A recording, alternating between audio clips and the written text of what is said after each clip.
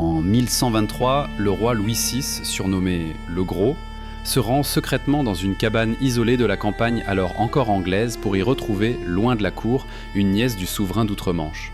Chargé de sa protection, son loyal vassal, le comte Godefroy de Montmirail, dit le Hardi pour sa bravoure, patrouille aux abords, escorté de son écuyer Jacouille la Fripouille et de quelques hommes d'armes. Des soldats anglais lancent soudain une attaque fulgurante. Ils capturent la demoiselle, abattent sa suivante, poursuivent le roi et dressent devant lui un géant bardé de fer dont la tête semble repousser à chaque coup. Godefroy se précipite, tranche net la tête récalcitrante, met l'assaillant hors d'état et sauve le monarque. Reconnaissant, Louis VI lui accorde la main de Frénégonde de Pouille, fille du duc Fulbert de Pouille, concrétisant l'espoir secret du chevalier d'épouser la belle héritière. Le cortège traverse alors la forêt de Malcombe pour regagner le château où doivent se célébrer les noces. Or, la forêt est réputée hantée. Au cœur d'une clairière, les voyageurs surprennent une sorcière rajeunissant une vieille femme lors d'un sabbat. La créature capturée se retrouve enfermée dans une cage ambulante. Tandis que Godefroy revêt sa plus belle armure et ajuste sa splendide coquille, la sorcière réussit, d'un bras soudainement allongé hors des barreaux, à verser une potion hallucinogène dans la gourde du comte. À peine a-t-il bu que les murailles du château se tortillent, les visages de ses compagnons se muent en groins de porc ou en museaux de rat. Il aperçoit alors Frénégonde courant vers lui, précédée de son père. Sous l'effet du sort, le Hardi prend le duc pour un ours menaçant, saisit son arbalète et décoche un carreau qui tue Fulbert d'un trait en plein front. La chapelle du château résonne bientôt des prières funèbres. Frénégonde, dévastée, déclare qu'elle se cloîtrera au couvent. Elle ne peut épouser l'assassin de son père. Godefroy, effondré, accepte la fin de leur amour et la perspective de n'avoir jamais d'héritier. Profitant du recueillement général, Jacouille dérobe bagues et colliers d'or sertis de gemmes au cou du défunt, puis cache son butin dans la tête creuse d'une statue sacrée. Résolu à réparer la tragédie, Godefroy enfourche son destrier jusqu'au repère du mage Eusébius. L'enchanteur lui propose un élixir capable de le ramener quelques minutes en arrière afin de dévier la trajectoire fatale.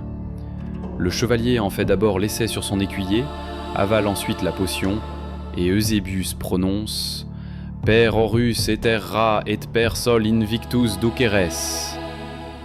Godefroy devient statue de cristal, Jacouille se change en glaise, puis tous deux disparaissent. Trop tard, le mage se frappe le front. Il a oublié les œufs de caille indispensables. L'expérience les propulse donc 8 siècles plus tard, en 1992. Les voyageurs s'éveillent à l'orée d'un bois jonché de détritus bigarrés. Jacouille découvre une route luisante et voit surgir une Renault 4L jaune de la Poste. Croyant à un monstre de métal conduit par un sarrasin, il la frappe à coups de masse. Le postier terrifié s'enfuit, tandis que Godefroy et son écuyer pulvérisent la carrosserie. Avançant au milieu de pylônes électriques, de rails étincelants et d'avions rugissant dans le ciel, ils volent de la viande derrière un restaurant. Là, une SDF volubile, Ginette Sarclay, les prend pour des artistes costumés, pousse la chansonnette de Patrick Bruel et les retarde assez longtemps pour qu'un gérant armé surgisse. Godefroy fuit à cheval, Jacouille suit Ginette qui l'entraîne vers la ville. Déboussolé par le tumulte moderne, le Hardi galope jusqu'à une église, s'y jette au sol et implore droit d'asile. Le curé, décontenancé par l'armure et la masse d'armes, appelle Béatrice de Montmirail, paroissienne distinguée et descendante lointaine du comte. Godefroy la confond un instant avec Frénégonde tant la ressemblance est frappante, puis réalise l'anachronisme. Quand il affirme venir de 1123, Béatrice croit à la démence et convoque gendarmes et médecins. Godefroy expédie le praticien par la fenêtre, s'élance dehors, hurle « Montjoie, Saint-Denis » et la devise familiale « Que trépasse si je faiblis » avant d'être maîtrisé, gavé de sédatifs et interné dans un hôpital psychiatrique. Jacouille, entre-temps, découvre chez Ginette un esprit aussi libre que le sien. Elle l'emmène chez Béatrice pour plaider la cause d'un Godefroy qu'elle imagine cascadeur amnésique. Béatrice, troublée, pense reconnaître sous l'armure son cousin Hubert de Montmirail, pilote disparu en expédition. Regrettant de l'avoir fait interner, elle obtient sa libération et l'installe chez elle avec Jacouille. Les deux médiévaux y déclenchent cataclysme domestique. Parfums répandus dans la baignoire, inondation du salon, confusion entre lavabo et latrine, terreur devant la lumière électrique. Godefroy s'indigne que les Montmirail n'occupent plus leur château. Béatrice explique qu'il appartient désormais à Jacques-Henri Jacquard, nouveau riche issu d'anciens métayers. Ce Jacquard arrive, justement, accompagné de Monsieur Béarnais, banquier souffrant d'une rage de dents que Jean-Pierre, le mari dentiste de Béatrice, doit soigner séance tenante. Le hardi chevalier, stupéfait par la ressemblance frappante entre Jacquard et son écuyer, propose de racheter le domaine ancestral. Jacquard refuse, avec morgue. Plus tard, pour combler la curiosité historique du comte, Béatrice ouvre une encyclopédie. Godefroy, vexé de n'y figurer nulle part, éclate de colère. Béatrice remarque alors sa chevalière, exacte réplique de celle exposée au château. Persuadée d'un vol, elle décide de le reconduire sur place. En chemin, les deux chevalières, celle que porte le hardi et celle enfermée sous vitrine, s'échauffent, bourdonnent, puis se rejoignent par une fulgurante attraction. Leur fusion provoque une explosion qui arrache le toit de la voiture de Jacquard et constelle de cendres la carrosserie du banquier. Arrivé à Montmirail, Godefroy exige la chambre du hardi. Béatrice, résignée malgré le tarif exorbitant, règle la suite. Tandis qu'il inspecte la vaste cheminée, le comte découvre un double mécanisme. Une simple torsion dévoile un couloir secret menant à un laboratoire alchimique pétrifié par le temps. Rejoint par Jacouille, il explore les lieux, le passage se referme et ils ressortent couverts de suie, prétendant avoir débouché la cheminée. Béatrice, soupçonneuse, exige la vérité.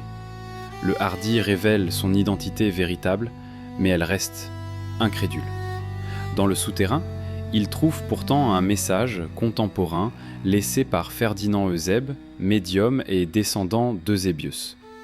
Il a recréé la potion correcte et presse Godefroy de regagner son siècle avec son écuyer, sans quoi la lignée des Montmirail s'éteindra.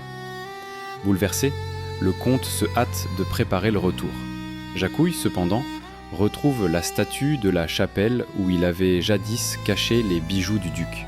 Il saisit son trésor resté intact, fuit à Paris, revend les joyaux, s'habille de vêtements criards, achète une Cadillac rutilante et s'essaye au bowling avec Ginette en dégustant hamburgers et soda.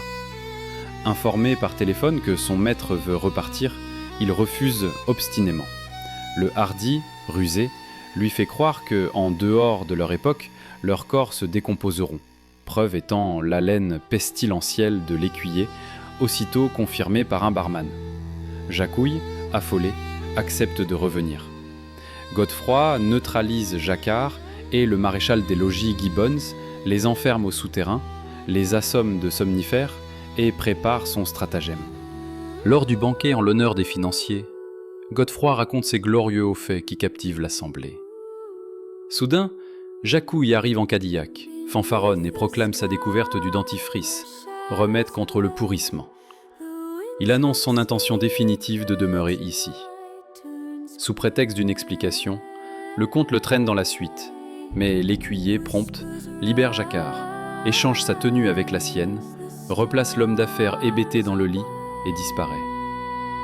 Godefroy, convaincu d'avoir son serviteur devant lui, force Jacquard à avaler la potion, puis psalmodie la formule. L'industriel disparaît aussitôt dans un tourbillon d'étincelles vers 1123. Béatrice survient. Émue, elle croit enfin aux révélations de son ancêtre. Le hardi boit à son tour, puis s'évanouit dans les couloirs du temps, avant que Jean-Pierre, gendarme et psychiatre, n'ait franchi la porte. Jacouille, désormais libre, s'engouffre dans la nuit pour rejoindre Ginette. Godefroy réapparaît à l'instant critique, où il s'apprêtait à tirer. Se souvenant des mots d'Eusébius, il redresse son arbalète. Le carreau part de travers, transperce le crâne de la sorcière de Malcombe, et le duc Fulbert reste indemne. Celui-ci, médusé, entend le hardi jurer qu'il ne lui voulait aucun mal. Frénégonde, soulagée, retrouve son fiancé. Jacquard, quant à lui, reprend conscience dans la boue médiévale, cerné par des paysans hilars et un jacouille plus vrai que nature. Persuadé d'avoir affaire au gueux fripon, il l'empoigne, tandis qu'au loin Godefroy chevauche vers son château, Frénégonde en croupe, répétant joyeusement les expressions modernes apprises. « C'est ok, super !» au grand étonnement de la noblesse alentour. Jacquard, rendu fou, court derrière lui en hurlant. « Cousin Hubert, qu'est-ce que c'est que ce Binz ?»